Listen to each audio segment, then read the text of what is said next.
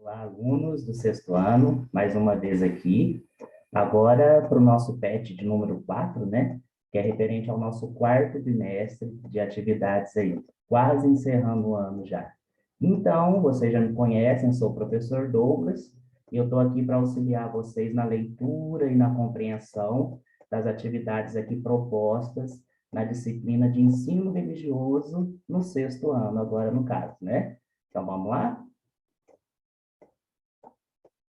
Bom, esse é o nosso plano de estudo tutorado, componente curricular, ensino religioso, ano de escolaridade, sexto ano. Esse é o PET de volume 4 do ano de 2021, como eu já havia dito, tá? Referente ao quarto bimestre. Vamos para a nossa primeira semana, então. A nossa habilidade ou objetivo que vai ser trabalhado nessa semana 1 será o quê? Investigar os elementos constituintes das religiões. Então, o tema de hoje será mito e ritos. Então, vamos pensando já nessas duas palavrinhas aí. Será que eu conheço, sei o que é essa palavra mito e ritos? Então, esse será o nosso conteúdo da primeira semana. Olá, estudante! Seja bem-vindo ao conteúdo de ensino religioso no PET de número 4. Em nossa primeira semana, vamos relembrar o que são os mitos e ritos. Esses conceitos são muito importantes para compreender o que vamos estudar nesse bimestre. Pronto para começar? Então, vamos lá. O que seria um mito? Vamos lá. Um mito é uma narrativa fantástica que possui o objetivo de explicar a origem de tudo o que existe e é considerado importante para um determinado povo. Os mitos cumprem o papel de ensinar através de histórias repletas de simbolismo, que relacionam elementos sobrenaturais com a vida dos seres humanos, dando lições sobre como se deve viver. Agora, o que seria o rito? É um conjunto das regras e cerimônias que se praticam em uma religião. Sua função é unir as pessoas em torno de uma cultura comum. Muitas vezes, os ritos são inspirados pelos mitos, que revivem seu significado no cotidiano. É importante saber que quando falamos dos mitos de uma religião, não estamos dizendo que são histórias mentirosas. Estamos falando de histórias cuja função se aproxima de explicar e dar significado à realidade, e não de descrevê-la cientificamente, certo? Para quem quer saber mais sobre esse assunto, tá? Temos aqui algumas referências. É só vocês clicarem aqui nesses links que vocês poderão ler mais sobre esses dois conceitos, tá bom? Vamos lá. Nossas atividades, atividade número 1, leia os textos a seguir. Segundo a mitologia, Iorubá, o criador dos orixás e de todo o mundo, é Olorum, o Deus Supremo. Houve um tempo em que o céu, Orum, e a terra, Aie, estavam juntos, de modo que homens e deuses coabitavam, né, o mesmo espaço. Certo dia, cansado da sujeira e do desleixo dos homens, Olorum decidiu separar definitivamente Orum e Aie, afastando os deuses do convívio com os seres humanos. A partir de então, os seres humanos ficavam impedidos de ir a Orum e os deuses de vir à Terra. Depois de um tempo, os deuses ficaram tristes e procuraram Olorum. Eles queriam poder voltar a conviver com os seres humanos e participar das aventuras e brincadeiras de outros tempos. Olorum, então, permitiu que os orixás voltassem à Terra de vez em quando, impondo-lhes a condição de que isso fosse feito através dos corpos de seus devotos. Segundo texto, de acordo com os Vedas, livro sagrado do hinduísmo, Brahma é o Deus criador de todo o universo e de todas as divindades. Sem nenhuma ajuda externa, ele criou a alma humana que, de acordo com os Vedas, constitui uma parte do poder supremo, como a fagulha pertence ao fogo. Quando Brahma criou o mundo, resolveu colocar nela habitantes que fossem criados, né, de sua própria emanação. Assim, criou, através de sua boca, o seu filho mais velho, Brahmane, que significa o sacerdote. E ele confiou os 4 Vedas. De seu braço direito saiu Kshatriya, o guerreiro. Do braço esquerdo, uma esposa para o guerreiro. De suas coxas surgiram os Vaisyas, tanto homens como mulheres que serviam agricultores e comerciantes.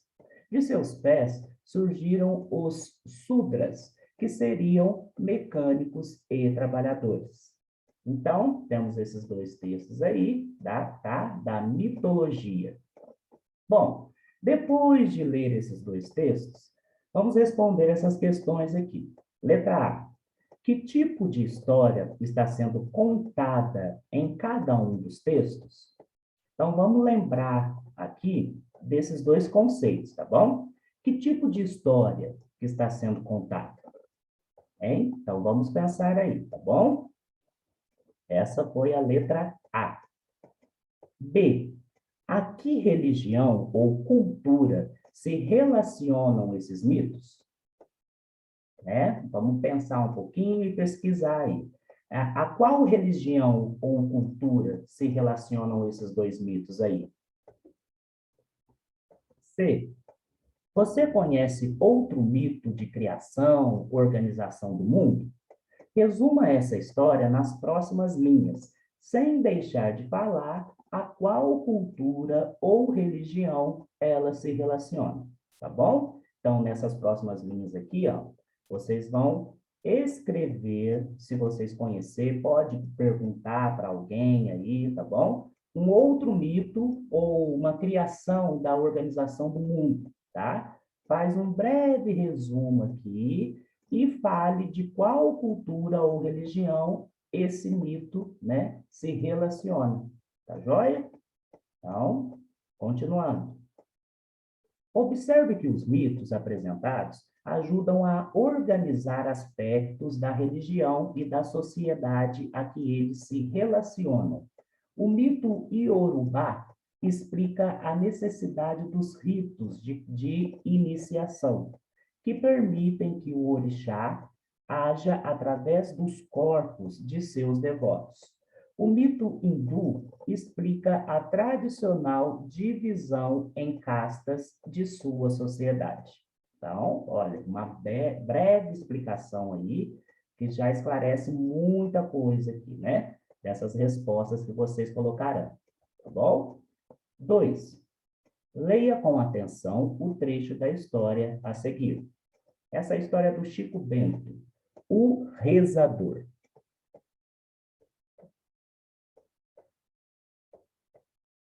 Agora, nhonhozinho, perdão, sabe de tudo das rezas aqui, preta véia aprendeu? Diz ela, né? Preta véia já está no fim, vai voltar para as terras da África logo, logo. Tinha que ensinar as rezas para alguém, diz ela. Mas tinha que encontrar alguém de bom coração. E você é esse alguém, nhonhozinho, Chico Bento. Podem ler e reler quantas vezes forem necessárias, tá bom? Letra A. Descreva com suas palavras o que você entendeu dos quadrinhos. Letra B. Toda religião possui seu conjunto de mitos e crenças, mas como de ritos, que são regras e cerimônias.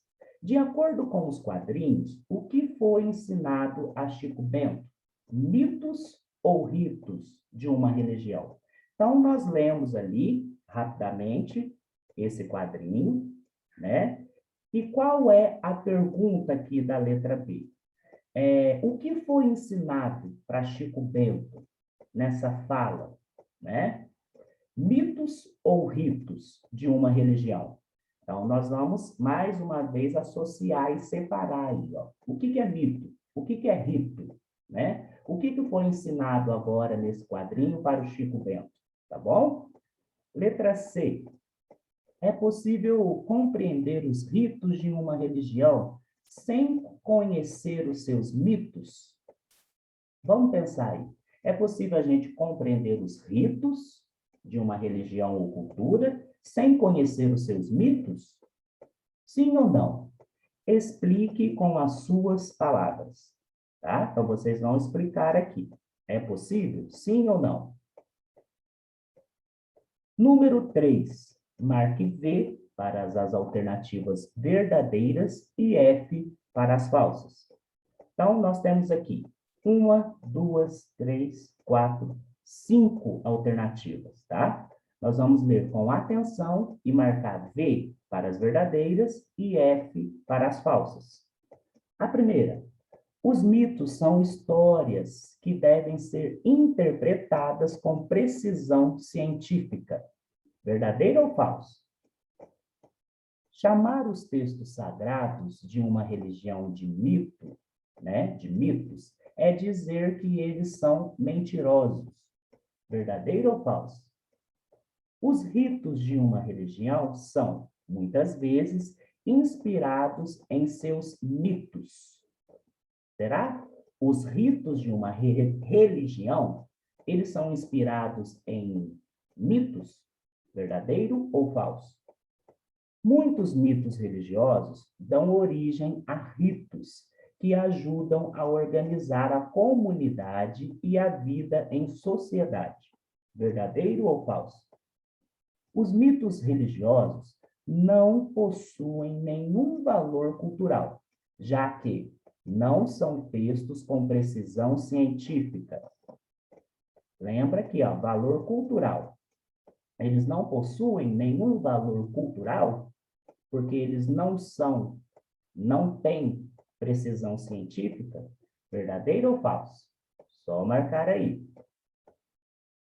Bom, alunos, essa foi a nossa primeira semana de atividades e eu encontro vocês agora na segunda semana, ok? Então, até breve.